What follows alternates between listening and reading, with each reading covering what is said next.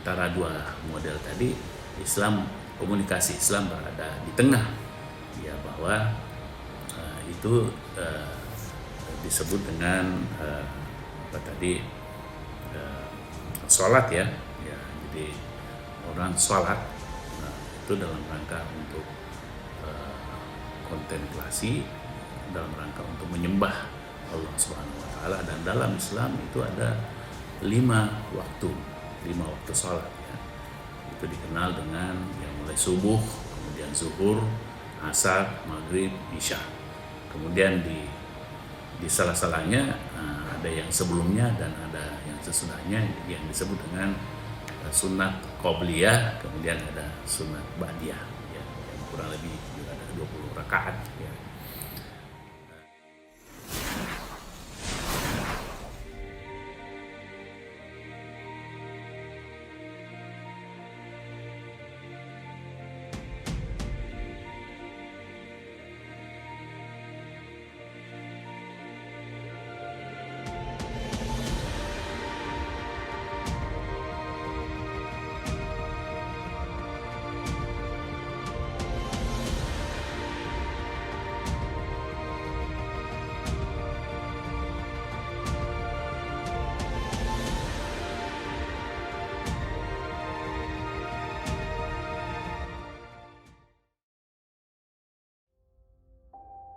Assalamualaikum warahmatullahi wabarakatuh. Alhamdulillahirabbil alamin wa bihi nasta'inu ala umuri dunya waddin. Wassalatu wassalamu ala asyrafil anbiya'i wal mursalin wa ala alihi wa sahbihi ajma'in, amma ba'du. Para pendengar, para pemirsa, para penonton, para penyimak dimanapun berada, kita lanjutkan perbincangan kita tentang Islamic communication, yaitu komunikasi Islam, yang pada episode yang lalu kita mencoba menjelaskan tentang rukun takwa yang meliputi rukun iman dan rukun Islam dan juga ihsan. Ya, ternyata ada 7 yang sifatnya vertikal untuk bisa mencapai derajat takwa itu. Kemudian juga ada yang 7 yang horizontal. Yang vertikal ini kita sudah bahas yang lalu tentang kepercayaan kepada Allah, kepercayaan kepada malaikat, kepada para nabi dan rasul, kepada para kitab-kitab suci, dan juga kita sudah membahas tentang hari kemudian atau hari akhirat. Kali ini kita membahas tentang prayer, tentang sholat. Ini yang jalan tengah atau model Islamic communication, yaitu tentang sholat. Namun sebelum kita menjelaskan itu, kita melihat dulu bagaimana yang sebelah kiri, yang juga yang bersifat umum tentang penyembahan, ya, tentang worshiping, ya,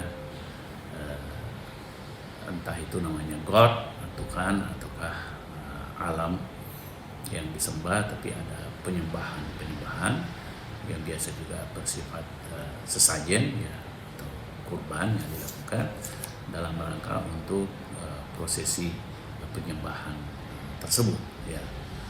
Dan mereka meyakini bahwa ada entitas yang harus disembah, ya, yang diagungkan, yang dipuji, yang disyukuri, ya, agar nanti bisa selamat, ya, baik di dunia ini maupun nanti di alam akhirat, ya, sesudah dunia ini, yaitu hereafter. Dan ini menjadi keyakinan luas di berbagai agama, ya, bahwa seorang manusia itu harus bisa melakukan persembahan, pengabdian, ya, dan juga pemberian kepada yang maha kuasa tersebut.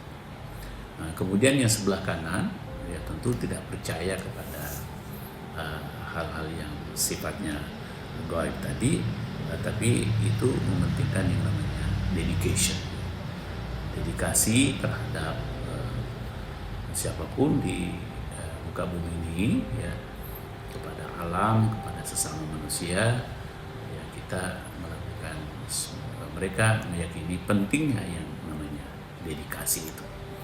Ya kita mereka mementingkan bahwa respect terhadap sesama manusia atau alam ini ya itu diperlukan usaha-usaha tertentu yang dianggap sebagai wujud ya dedikasi ya. Jadi wujud persembahan tentu yang terbaik kepada sesama manusia agar bisa menjalin hubungan yang baik antara mereka ya. Karena mereka tampil dengan penuh dedikasi ya, penuh pengabdian, penuh loyalitas kepada sistem yang telah disepakati atau sistem yang telah ada pada organisasi tersebut atau lembaga tersebut, institusi tersebut ya. Dan yang lebih diutamakan ya tentu bagaimana agar bisa mengikuti aturan-aturan yang ada di dalam itu. Sehingga inilah yang dianggap sebagai dedikasi, dan dengan dedikasi ini juga ya seseorang harus diberikan semacam reward ya, penghargaan untuk di dunia ini. Makanya muncul umpamanya sistem reward ya. Tapi juga bisa berlaku yang disebut dengan punishment ya. Kalau ada pelanggaran tidak mengikuti aturan-aturan yang ada, maka itu bisa diberikan semacam punishment. Dan tentu ini juga bertingkat-tingkat ya punishmentnya. Ada yang tentu sifatnya peringatan dulu, 1 kali, 2 kali, 3 kali, kemudian setelah itu harus ada pengambilan keputusan, dan tentu juga kalau tidak disetujui, itu juga bisa ada sistemnya lagi untuk bisa membela diri ya.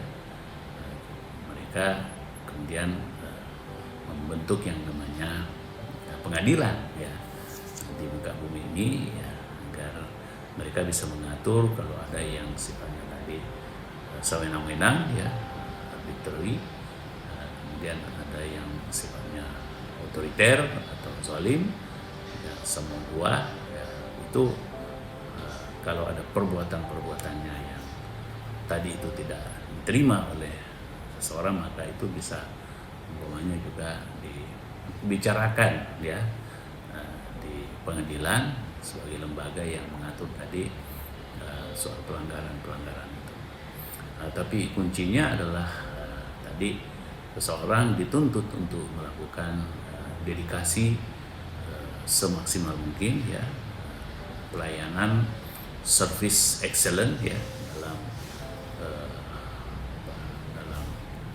pekerjaannya ya, berusaha menjadi profesional, dan itu tentu bersifat keduniawian ya, tidak dikaitkan dengan Tuhan, tidak dikaitkan dengan pencipta alam ini, dan juga tidak dikaitkan dengan hari kemudian. Namun dalam Islam itu antara dua model tadi, komunikasi Islam berada di tengah ya, bahwa itu disebut dengan sholat ya. Jadi orang sholat itu dalam rangka untuk kontemplasi, dalam rangka untuk menyembah Allah Subhanahu wa taala. Dan dalam Islam itu ada 5 waktu sholat ya.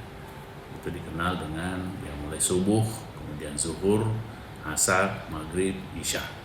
Kemudian di salah-salahnya ada yang sebelumnya dan ada yang sesudahnya yang disebut dengan sunat qobliyah, kemudian ada sunat ba'diyah ya, yang kurang lebih ada 20 rakaat ya. Dan sholat-sholat sunat ini ya juga dianggap menjadi pelengkap ya, penyempurna terhadap sholat-sholat wajib tadi itu. Dan di pagi hari pun juga ada lagi namanya sholat duha ya. Di malam hari ada namanya sholat lain atau sholat tahajud. dan ini semuanya adalah wujud yang sifatnya vertikal agar bisa menjadi orang bertakwa, tentu melakukan tadi penyembahan-penyembahan yang memang sudah diatur dalam Islam agar bisa terkoneksi dengan Allah Subhanahu wa taala, dan mereka yakini bahwa Rasulullah SAW juga menjadi saksi terhadap perbuatan atau dalam sholat mereka itu. Demikian para saudaraku, para pemirsa, para pendengar, mudah-mudahan bermanfaat sehingga kita bisa menjadi muttaqin, ya, orang yang bertakwa di bulan Ramadan ini, dan nanti bisa mengakses kembali asal usul kita, yaitu dari langit.